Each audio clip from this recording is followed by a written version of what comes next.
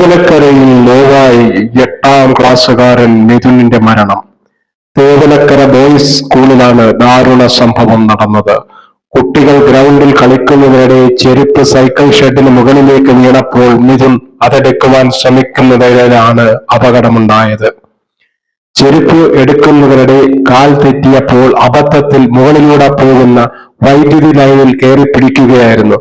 അതോടെയാണ് ഷോക്കടിച്ചത്. മൈതാനത്തിന് മുകളിലൂടെ വൈദ്യുതി ലൈൻ വലിച്ചിട്ട് വർഷങ്ങളായി.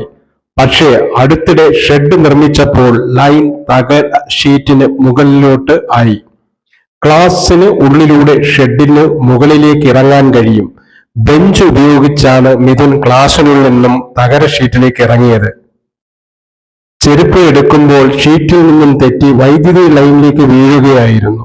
വൈദ്യുതി ലൈനിൽ കമിഴ്ന്നു കിടന്ന നിലയിലാണ് സ്കൂൾ അധികൃതർ മിഥുനെ കണ്ടത്. സംഭവം അറിഞ്ഞെത്തിയ അധ്യാപകർ ഓടിയെത്തി അകലെയുള്ള ട്രാൻസ്ഫോമറിന്റെ ഫ്യൂസ് ഊരി രക്ഷിക്കാൻ ശ്രമിച്ചു. തേവലക്കര KSEB ഉദ്യോഗസ്ഥരും പെട്ടെന്ന് നടപടികൾ നീക്കി ഫീഡർ ഓഫ് ചെയ്തു. അധ്യാപകർ മുകളിൽ കയറി മിഥുനെ താഴെ ഇറക്കി ശാസ്താംകോട്ട താലൂക്ക് ആശുപത്രിയിൽ എത്തിച്ചെങ്കിലും ജീവൻ രക്ഷിക്കാനായില്ല.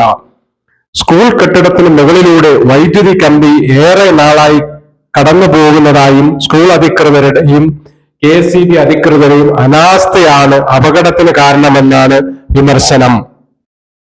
പർപ്പിൾ മീഡിയ ന്യൂസ് ബ്യൂറോ, കൊല്ലം.